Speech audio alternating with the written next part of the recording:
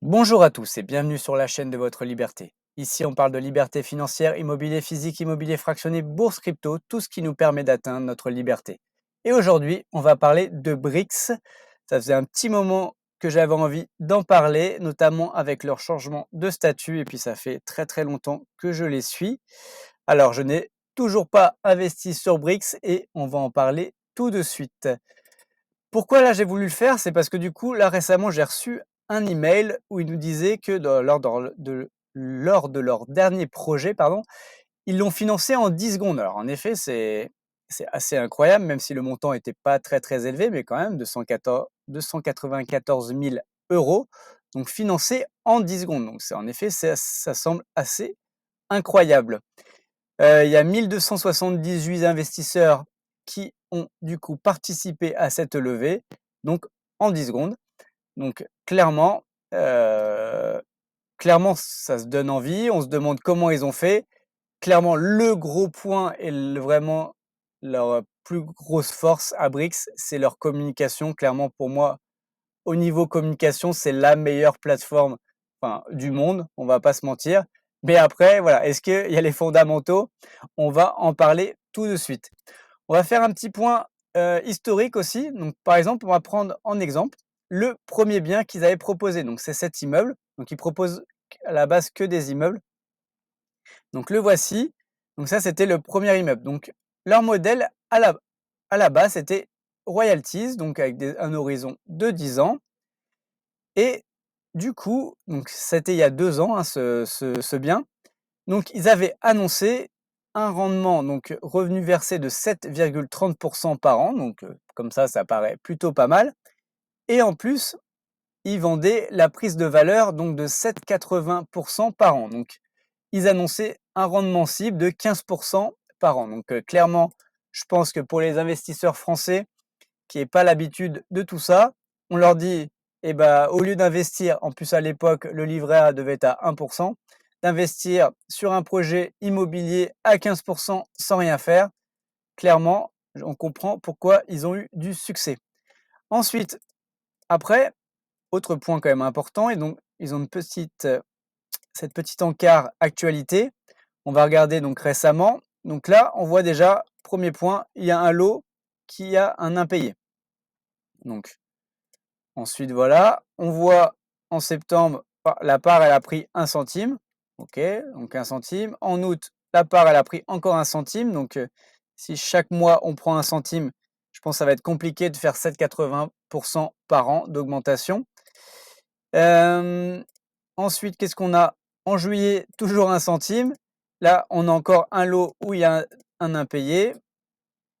Ensuite, en juin, toujours 1 centime. Bon voilà, on va pas là, tout est remboursé. Toujours 1 centime.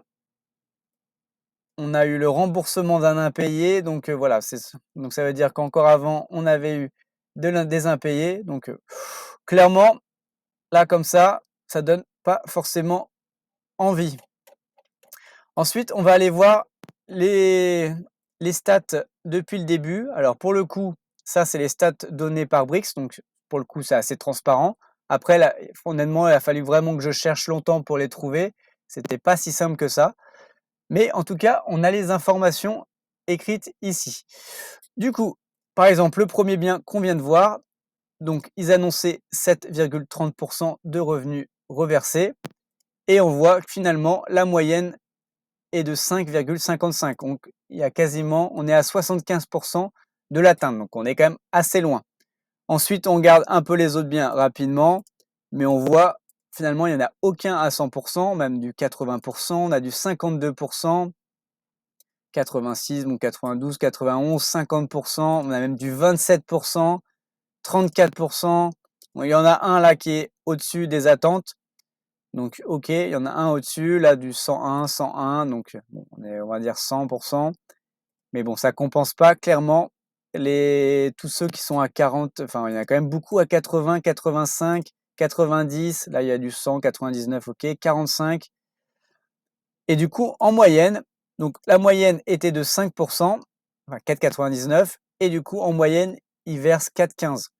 Donc finalement, on est à 83 donc il y a 17 de perte par rapport à ce qui était annoncé. Donc on est quand même assez loin de ce qu'ils annoncent.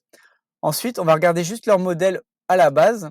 Ce qui est aussi un peu étonnant, c'est que sur les premiers biens, donc on voit qu'on a de la dette et donc les rendements annoncés avec de la dette, moi, me paraît quand même assez délirant parce qu'au final, en général, on sait que, le loyer, une partie du loyer va être là pour rembourser la dette et du coup, le token ou la part va augmenter grâce à ce remboursement.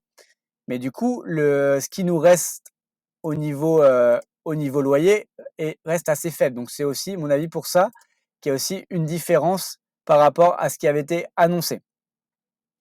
Ensuite, après, par contre, bon, ils ont dû acquérir un peu d'expérience. Ce qu'ils annonçaient, et pourtant il y avait plus de dette, les rendements étaient beaucoup plus faibles. Donc ils se sont dit, bon, finalement, les 7, on n'arrive pas à les tenir, donc on va annoncer moins. Mais finalement, et ben, on voit que c'est pas forcément plus respecté. Bon, il y en a quand même pas mal à 100, 90, mais bon, on voit aussi, il y en a quand même certains qui sont à 40, 45. Bon, voilà, donc c'est quand même assez, assez faible au niveau du rendu. Autre point quand même important aussi, donc si vous n'êtes pas au courant, c'est que fin d'année dernière, l'AMF a émis un warning par rapport à ces plateformes d'immobilier sous forme de royalties. Clairement, c'était dirigé vers Brix en tant que leader de ces plateformes-là et la plateforme aussi la plus communicante. Je crois qu'ils sont passés sur M6, sur Capital. Donc clairement, ce warning était dirigé vers Brix. Et quand même un point important dans ce warning, c'est que du coup, cette phrase-là, les initiateurs de ces offres mettent généralement en avant des rendements financiers trop optimistes, voire irréalistes. Et en effet, on l'a vu là, et en effet, c'est bien trop irréaliste parce que finalement, ils n'arrivent pas à suivre, en tout cas, ils n'arrivent pas à respecter les rendements annoncés. Donc, c'est pour ça aussi que l'AMF a mis ce warning, ce bémol auprès des investisseurs particuliers. Du coup, ils ont changé leur modèle là récemment pour passer à un modèle obligataire. Donc là, ça fait déjà 4 biens. Donc là, ça va être le 4e bien sous ce régime. Encore une fois, petit warning. Alors moi, j'ai pas de preuves, hein, donc c'est les rumeurs, c'est ce qui circule. C'est que les premiers biens qui étaient présentés pour Lisbonne, ils ont été achetés aux frères de Cédric O'Neill, donc qui est le fondateur de Brix. Donc je sais plus si c'est son frère ou son cousin.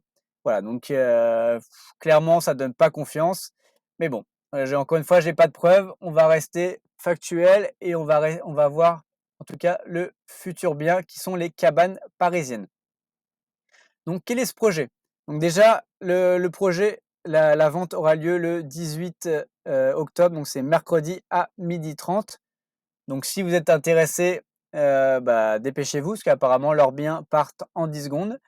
Donc si vous êtes intéressé, soyez connectés à 10h30 pétante. Du coup, c'est une obligation à une horizon de 10 ans avec un rendement de 7%, donc rendement de 7%, et il n'y a pas de bonus de détention. Ça veut dire que la part ne va pas prendre de valeur tout au long des 10 ans, et si à la fin ils revendent aussi, il n'y aura pas de plus-value pour les détenteurs des parts de ce bien, enfin de ce projet. Ce qui est là, enfin clairement me pose déjà une question, c'est que finalement on a juste un rendement, une obligation sur 10 ans et du coup c'est pas de l'immobilier fractionné, c'est du crowdfunding immobilier.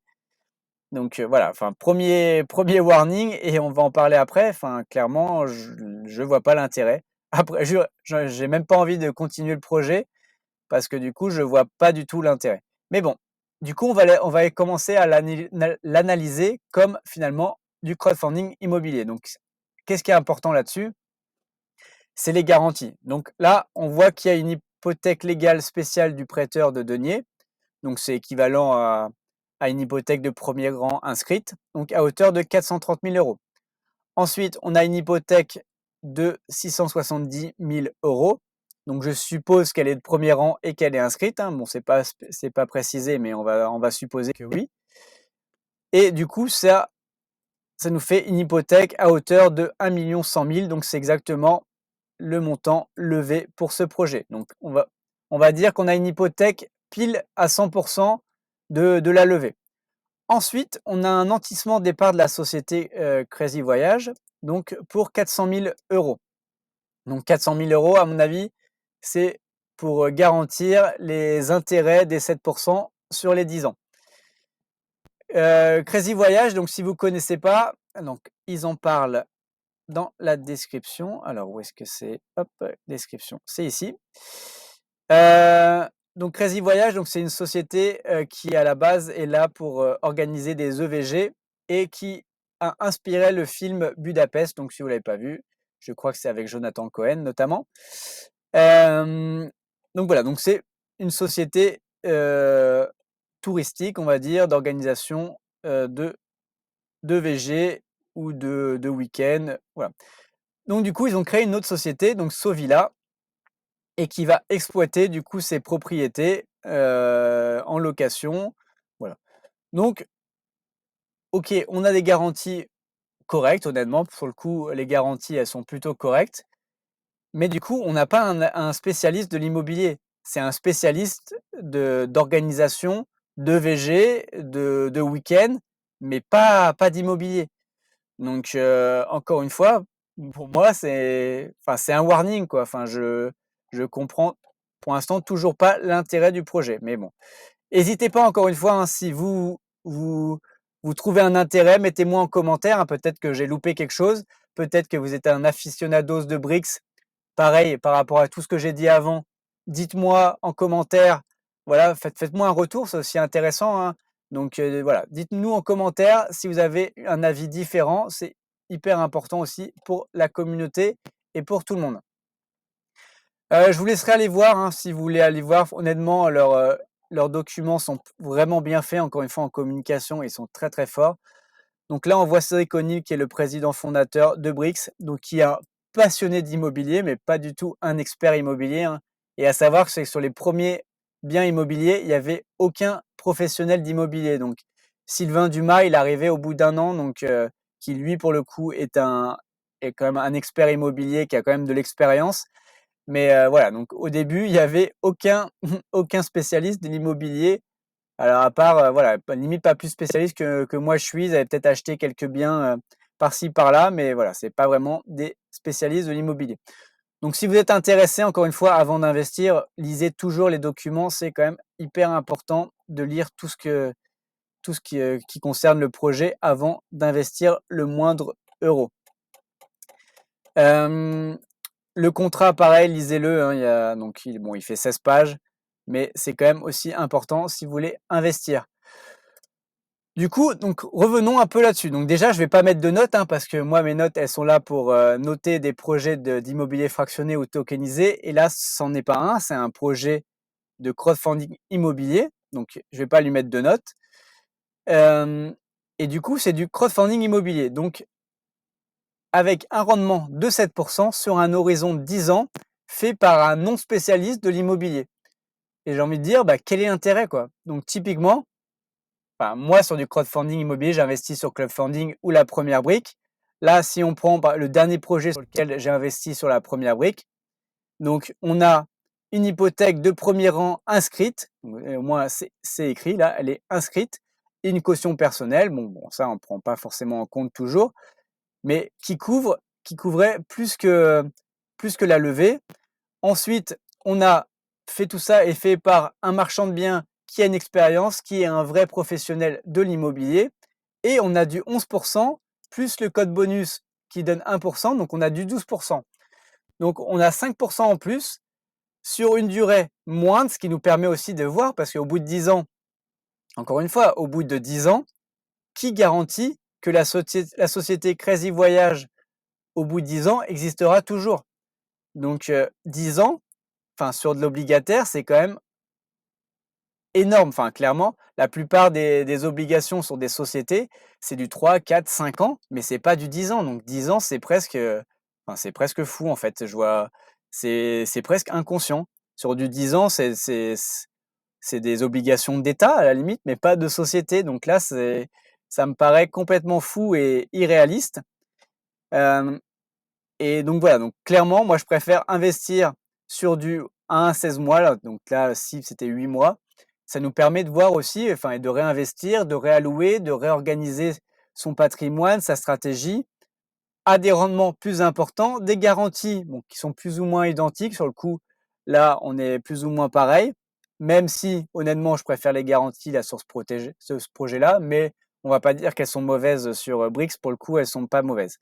Voilà, donc clairement, moi, je vois aucun intérêt d'investir sur ce projet.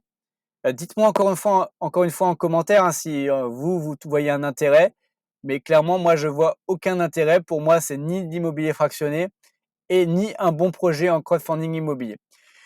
Voilà, on se voit bientôt pour une prochaine vidéo et à très vite. Ciao!